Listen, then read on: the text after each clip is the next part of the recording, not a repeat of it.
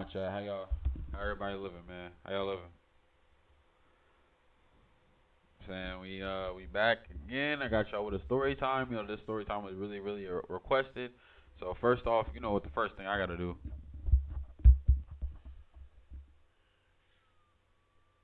As a matter of fact, how's everybody doing today, man? It's good to hear from y'all, man. I really missed y'all for sure.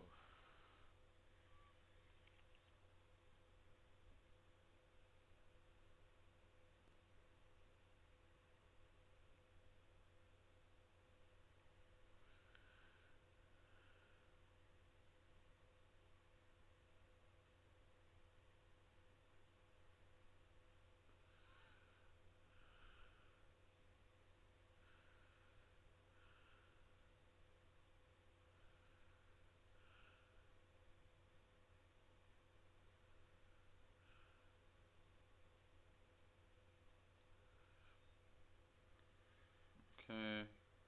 One moment, chat.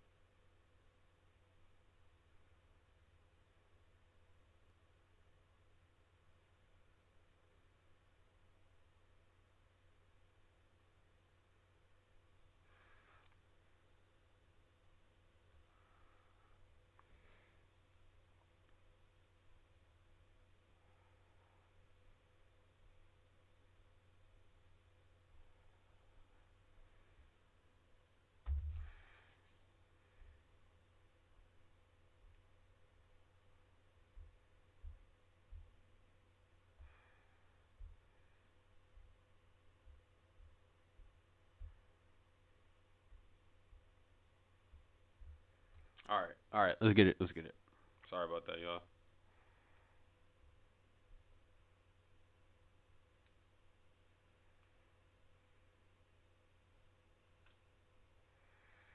God damn, why my phone bugging? Hold on. Just want to make sure everything is set.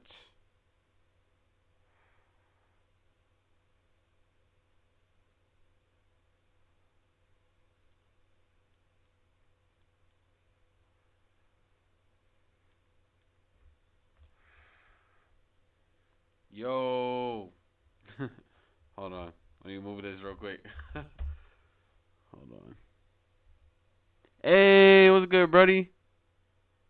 How you doing, bro? Feel me? I think the volume working. Let me test it. We good? We good? Hold on. I think we good. It's a delay for like 1 second. Big Lou in the building. What up, Lou? Sid? What's going on, my partners, man? How y'all living, man? How y'all living? Got y'all a little story time today. I appreciate you, bro. I appreciate you, man. My buddy working and shit. Okay, okay. I'm finna go live in this. Alright, hold on. Let me move this real quick to the side. And then that right there. Mic is set. We good. Okay. So, okay. So to start us off like this, right? We're gonna get right into the story time on what had basically the whole process behind the whole eye surgeries and the whole eye history, right? So, so I think Okay, so how it really all first started with this whole eye process was 5 years ago. I went to DMV one day, and as I'm in DMV trying to get my license, I think I was probably, it was like right before I turned 19. Uh, you know how, so you guys know how after standing in the line process and they call you up and you have to go look at the eye, you do the little eye test. I have to work on. Damn, it's 101 degrees out there, fool. Hey, bro, keep your head up, bro. You gotta get you a hat too, man. You gotta get you a hat, gang. Uh, yeah, there's an eye process. There's literally an eye process where you have to look at these small letters at DMV. And I think I barely passed, but the doctor gave me a note like, yeah, you need to go to the eye doctor. So I'm like, eye doctor for what? Like you said, I passed, but that was one part of it. I think the next part was I go to the eye doctor. They was like, yeah, okay, we're just gonna give you some prescribed glasses and shouldn't be a big deal because everything still looked fine. I still had vision. Then I start to notice a few things. Like I had next year by 2022, I get my permit, and as I have my permit, I've been locked in, been practicing driving. I'm feeling confident. So fast forward to December 30th, 2022. We're in the car, me and my pops, we're in the car, and as we're driving, he says I'm doing good, but he sees I can't really see the signs. So I'm just thinking, okay, it's a little something on my glasses. I wipe it off. It's still blurred, and my dad is like, he starts to look worried, and now I'm getting concerned. So we rush over to Kaiser, and as we rush over to Kaiser, um, the doctor was like, "Yeah, you have this cross-eye condition. I think it's like cota cornis or something like that. It's like a cornea. It's a cornea and X-ray vision. You know, it's a. Unfortunately, I was diagnosed with it, and the worst part about finding out I was diagnosed with it was that my great grandmother had it, and I'm 20 at the time, and I find out it gets passed down to me. I'm like, what? How was that even possible? And then my dad tells me that apparently she, like my great grandmother, she drove still, even with that eye condition, she still drove. So basically, I don't know if you guys know, right? I don't know if you guys know, having the eye condition, right? Let me just take these glasses off for a little bit. Having the eye condition, I don't know if you guys can see that, but the eye is hanging from the side, and with the eye hanging from the side, it can be very, very it can be very tough, and then you just really, really can't see. So also with also with that going on, it put me in a little, it brought me down, made me a little depressed thinking about it, because I have to get surgery. I got to get a procedure done on my eye, and as I got to get a procedure done on my eye, right? Hold on, let me move this. Wait, can we move that? There we go. There we go. Okay. Yeah, as I gotta move it, I'm going back to school in January, so basically I'll just be in school for a whole month because as I'm in school now, um, right? Okay, so I get to Solano, and as I get to Solano, class is doing great. Love you, bro. Love you, man. Love you too, bro. I'm always gonna stand 10 toes, bro. I'm always gonna be strong, man. I really appreciate you, bro, for real, man. Uh, it can be, as I get to Solano, being in school for like a month, and I'm taking this group communication class is where I met some great, great people. Um, I meet my homie Cam the first day. He said I look angry the first day of school. First day I went back, he was like, "You look angry." And then I met some great new people, Yanni, Ayana, met some cool people that day, and as I meet them, this is taking my mind off of the surgery and the whole eye thing. My eye is just like it feels it's just painful. Like everything that's going on is just painful. And then fast forward, we get to February 16th, or I think it was the 15th, 16th. February 15th, the day before, I go to school. I'm getting ready to go up for like a speech, and I did my speech. I did great. So I went up to my professor Poff and told him I'm gonna be out for X amount of time because I'm getting ready to have surgery on my eye. And he totally understood that, and he was like, "Yeah, if you can recover, we can keep you on the school roster." Okay, cool, that's great. Um, I get out of school, I head home, and then I have to go to Kaiser on my way back home because as I go to Kaiser on my way home, uh, they had to take blood out. It was the first time I had to you got to take blood before your surgery because I got surgery the next day. The first time, almost passed out. I ain't gonna lie to you, I almost passed out, bro. Looking at the little you guys ever looked at the tube? If y'all looked at the tube before, bro, I'm telling you, the tube. When you look at the tube, man, don't stare at it for a while because you might pass out, bro. And oh man, they almost caught me. And then by the time I got home, Nandi, Cam, we all went back to the house, and I'm chilling at the house. I'm not thinking anything gonna happen that day. Next thing you know, my homie Miles pulls up on me. Homie Eli pull up on me. My cousin KJ pulled up. Charles pulled up. Few cool people pulled up on me to help me take my mind off the surgery. And as I'm taking my mind off the surgery, hold on. Apologies. Okay, sorry about that. Okay.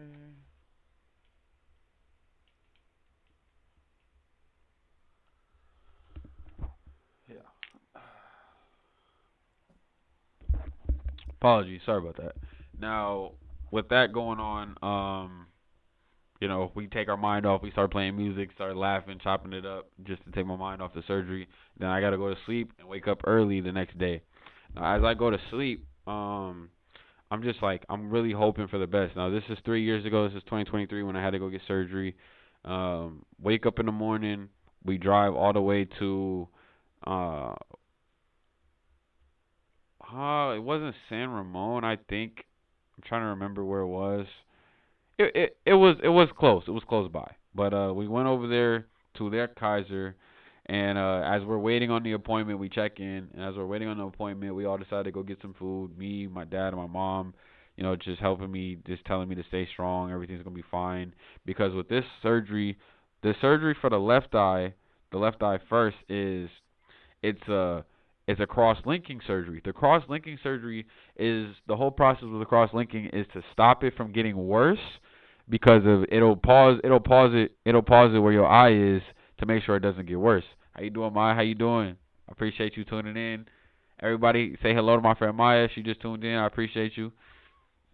It was a cross-linking. It's a cross-linking surgery to make sure it doesn't get worse, and as it to make sure. Oh, I'm good. I'm chilling. I'm blessed to still still recover from this whole eye surgery thing. Having the second one. Uh, it's going okay so far. I ain't gonna lie. Can't complain. Can't complain. Good little Wednesday. The cross linking to stop it from getting worse, and as we stop it from getting worse, um, they pause it, and they pause it from your vision getting worse and to the point you can't use your eye no more. But as we do that, we get back into Kaiser. I go to check in. The doctor has me lay down. I have my headphones and stuff, and he's telling me the whole process. Like, okay, we're not gonna put you under anesthesia. You're gonna lay there, and then they put surgical tape on your eyes. Now let me tell you guys something about surgical tape. Having surgical tape on your eyelids, it's a little painful because you can't blink. You literally cannot blink. And they put surgical tape on both of the lens, like on both my eyes. And as surgical tape is there, I can't blink for a while. And as I can't blink, uh, the numbing drop, they start doing numbing drops, and then next thing you know, as they start doing numbing drops, they start doing a bunch of eye drops. So like it's like a bunch of water all over my eyes to the point I can't do anything because it's surgical tape. You can't do anything because it's on your eyelid. You can't blink. You can't do anything, and it's just tough. It was just very tough, and I think after I woke up, like I dozed off a little bit, but my eyes they couldn't close. I was asleep with my eyes open. I think we were there for an hour and 30, and then the worst part about it, before I went to sleep, I'm staring at a laser while they're doing all these drops in my eyes and all these drops and all these drops. And after they finish all these drops, I wake up and then they put hard contact lenses in my eyes. Now I've never had a contact lens into my eye until that day, particularly. Like it was very tough. And then they gave you at Kaiser, at going to the eye doctor, they give you these little shades, and then they gave me goggles to go over the shades because I'm walking back outside into the sun. And as I'm walking back outside to the sun, like it was really just like it was mind blowing. Like damn, like this shit hurts, man. Like, and I sit in the car, everybody's texting me at the time, and hey, bro, everything's gonna be okay, bro. Keep your head up, bro. And it, I'm sad because I just had surgery. Like, I'm in pain, but like I'm crying tears of joy because like everybody checking up on me, man. It just makes me feel real happy because like now I know I really can make it through this. And as I know I can make it through this, we get back home.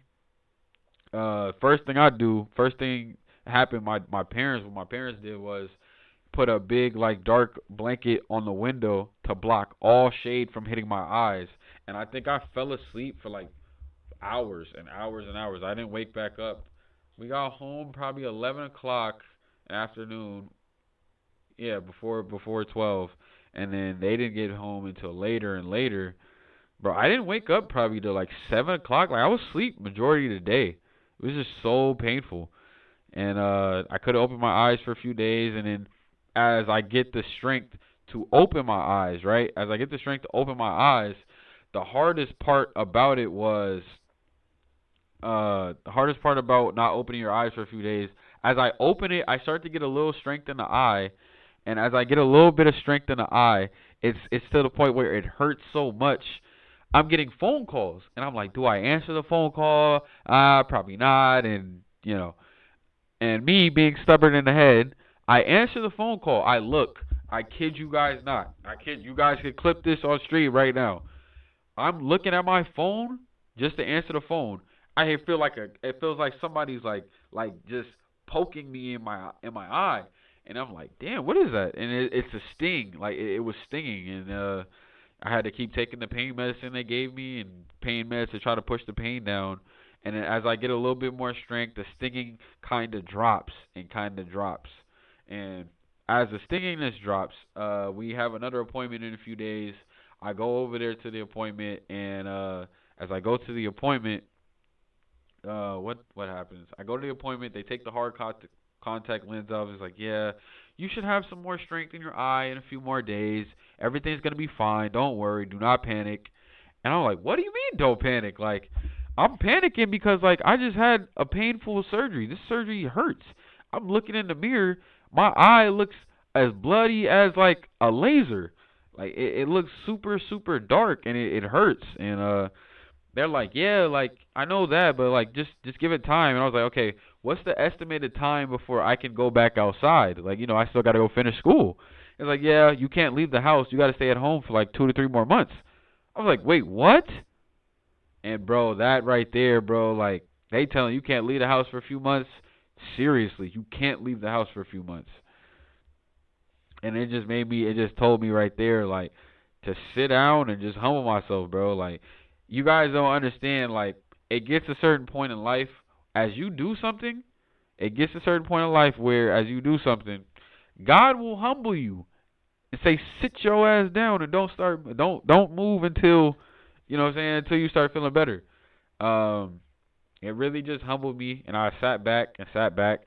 And then as I came back on campus, I was nervous, but my brother Cam, he kept motivating me and motivating me. He would come to the crib and we would hoop, and we went to go see Creed 3. We was just chopping it up and chopping it up. He was the main reason why I really wanted to go back to school and be on campus. I didn't want to just sit there and sit my life away.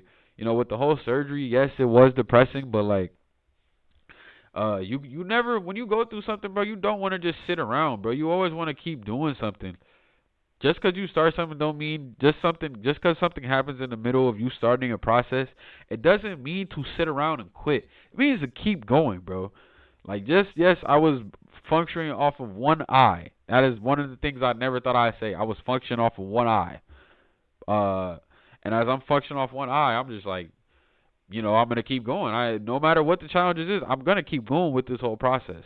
Now around this time, the vision starts coming back, and the vision starts coming back, and I end up doing a podcast with my group at school, and we did great on the podcast. Got an A plus. We passed. Did my thing, and then I felt like after that semester, I took a break from school, and then I just started locking in on streaming. The views start hitting up. The views start hitting, and then I take another break. And as I take another break from streaming, next thing you know, I get a job opportunity to work at Macy's for seasonal. And as I'm working seasonal, I'm only functioning off one eye because this eye, the right eye at the time, is partially blind because there's a black dot blocking it before the surgery. We'll get into that in a minute. Uh, and then I'm working, working, and working. I'm working full time at Macy's, the most hardest time of my life. I'm out here helping almost 50 customers a day, uh, function off one eye. Like, it was very, very, very challenging. I've never really had to deal with that type of pressure before, especially during seasonal at Macy's. Those customers, bro, some of those customers is rude. I can't lie to y'all, man. Like a lot of those customers, bro, like they rude. I ain't gonna lie to y'all, they rude. And then I ended up doing great things there. And then seasonal, they let you go, so cool. I made my money, cool. I'm out of there. That's fine. And we get to New Year's, and everything's going great. I'm linking with my friends, and it feels like life is kind of come back to what it once was before the whole surgery. Now, as that goes on, next thing you know, we get to 2024, New Year's. I'm celebrating it. I give a speech during Leaders of Men conference. Like my dad put me put me on the podium to speak, and I was like, yeah, thank you. I'll talk about my story. Thank you. I appreciate that. And I talk about it there, and as I finish talking about it there, I'm doing great. Like I'm on a great path right now. Everything is going great, and then I needed a little bit more purpose because yes, it's streaming, but I want to fund my streaming career. So the next thing I did was I went on Coursera. So I don't know if you guys know about Coursera, bro. Coursera has a bunch of different opportunities in the tech field, any type of field where you can learn courses and learn training, and you can turn it into a career or a business. If that's your passion on what you want to do, that's your passion on what you want to do. So next thing you know, I started learning Coursera. I'm doing courses every week. Like I'm locked. When I tell you I'm locked in, I got my phone off. No music, no nothing.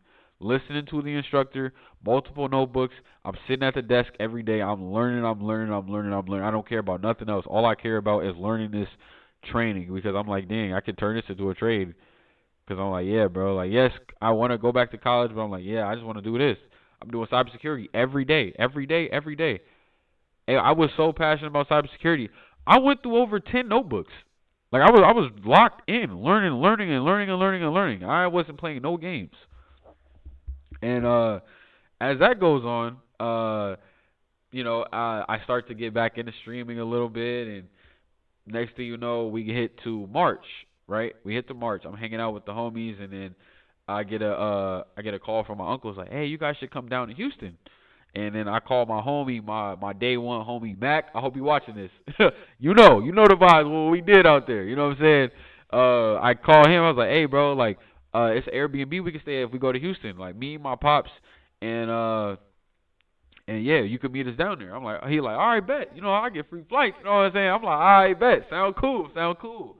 And then I'm a little nervous because it's the first time I traveled out after the whole eye surgery. So it hasn't even been a year yet. It's just, well, actually, yeah, it's been a whole year.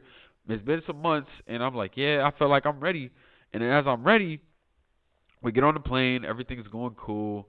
Me and my dad get there late. We land in Houston, and as we land in Houston, the craziest part was as we landed, we get our stuff. We go to, go get our bags. We go to the car, and we go to the B&B.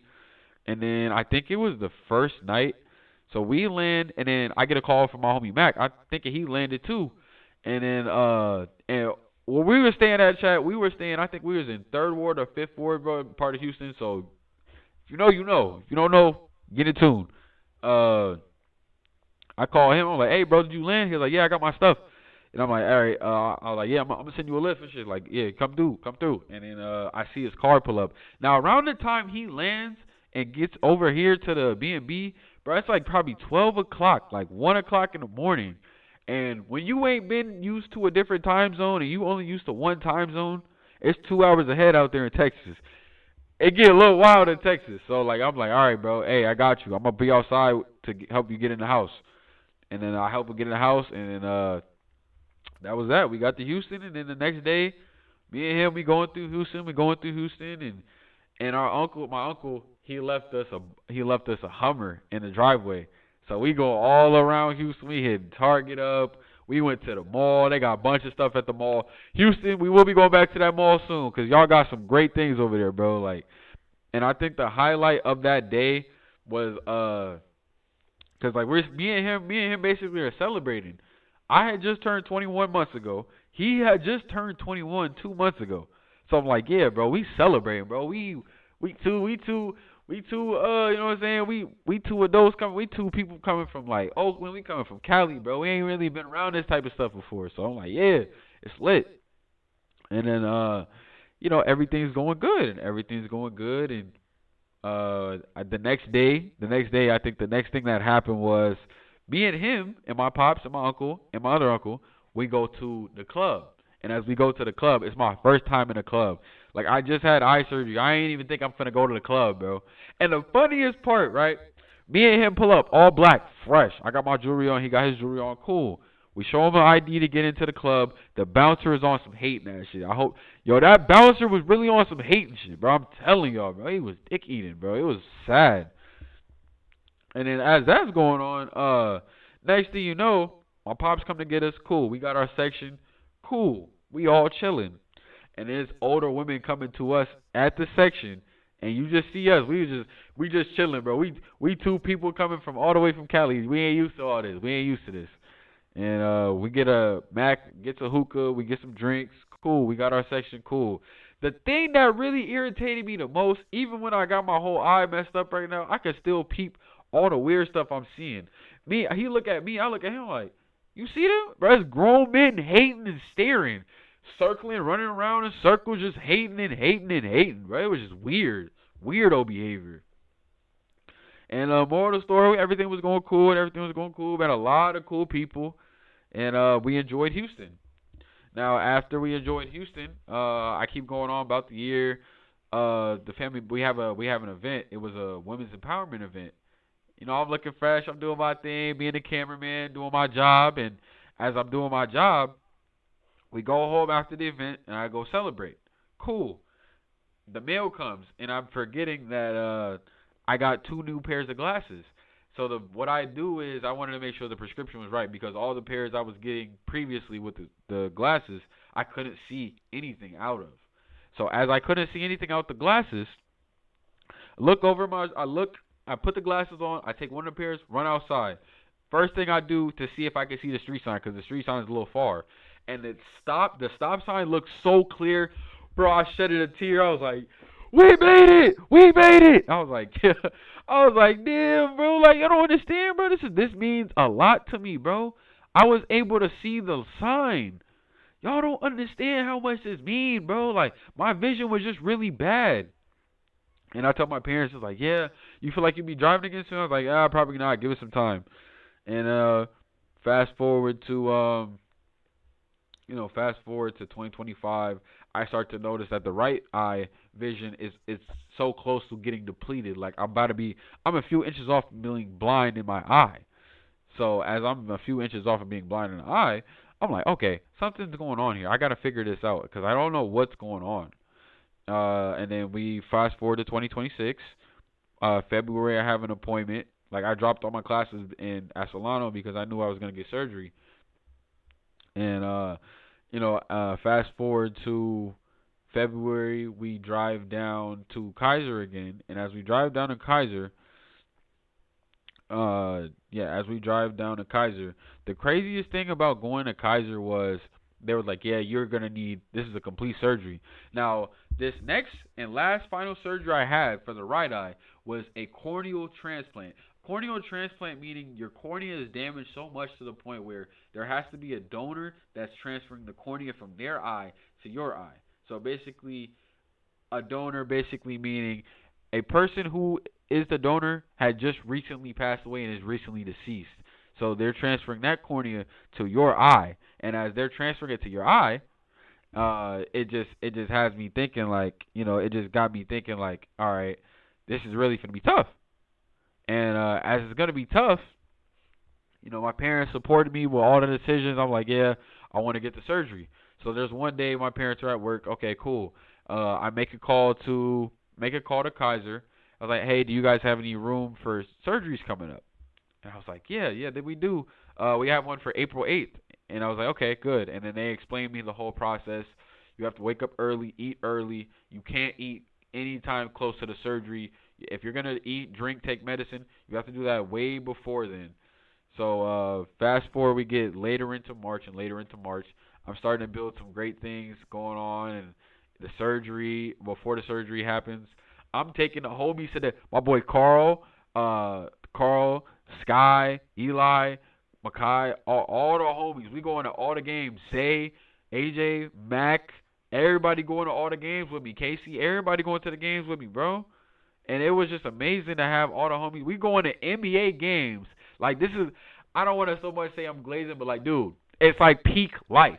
It's peak life. We watching the games, bro. Before I go into search, we watching these games, bro. Looking this is fun. So, I have some great fun. I think the last day I went out was April 3rd, I believe, or April 4th. I went out the first time I really went out to the club in California. Went to Parkside and Davis with the homies, bro. They put me on with a great spot. And as they put me on with a great spot, we all have a great time, bro. I'm getting a bunch of compliments. They loving the fit. I'm loving this energy because, like, I always see club life online, and then it was a bunch of different vibes, and it was cool. So, fast forward, we get to April 7th, the day before the surgery. Uh, I'm contacting a lot of the homies. We doing a lot of great streams, and it's really just got me. It has me sad because like I'm like, I don't want to so much say it was like I'm saying goodbye to what I loved to do for a while, but I had to say goodbye to what I do for a while, and April 8th happens, and I wake up early. I get woken up at 5:30 in the morning. Have a bomb breakfast. Pops, love you for that always. That breakfast was amazing, immaculate, chef's kiss. Anyways, no, I did that, ate that, and had a bunch of water, and then I took my Benadryl, went to sleep for a few hours, woke up, and then as we go to Vacaville Kaiser to have the surgery, and we check in, and then they're explaining the whole process, and I never laid on a bed before at the doctor, so it was my first time. It was my first time, and as it's my first time, the guy, his name is Julius, and he's taking me, Julius, to the to where all the doctors are. And he's like, yeah, we're gonna take care of you. We're gonna put you to anesthesia. You're gonna be absolutely fine. Because before we got there, I'm having worries that something could go wrong, and you don't know what's gonna be. You don't know what's gonna happen. You really don't know what the future is to hold on that whole process. So, I lay down. You got to get undressed, and you lay down on the bed. They put the little thing over you, and as I'm laying down, the lady comes up with the needle. You put the little thing in your hand, and it was the first time in my hand. It felt so weird, but the pain started going down, so everything was going good and good and good. And as it's going great, the next thing that happened was my parents come in the room. I was like, yeah, my parents can be in the room. That's totally fine. Just want to tell them I love them before I go into surgery. And I took a little video of my hand, put it down, turned my phone off for a few days. Uh, then they started wheeling me back there, and next thing you know, I woke up from the surgery. It was painful, and then they put the eye patch on me. I get dressed. They wheel me out to the car, and my parents help me in the car because I can't see. My body feels so out of it, I can't walk.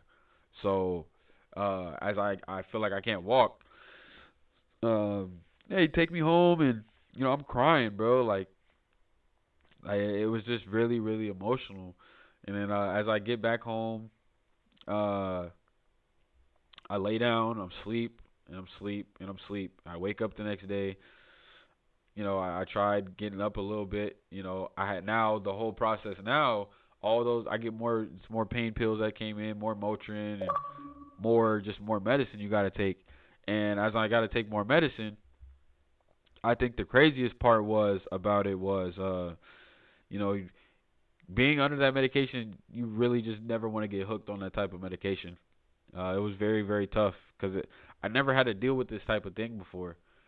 Man, it was really the most dark, challenging time and depressing part of my life because you feel alone at the moment, but even though people are saying they're there for you, you gonna feel alone, and and we really need that in life that everybody's saying, hey, I'm here for you, okay, cool, man, I really appreciate that, right?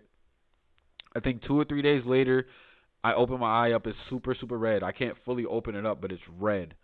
So, and then and then I turn my phone back on.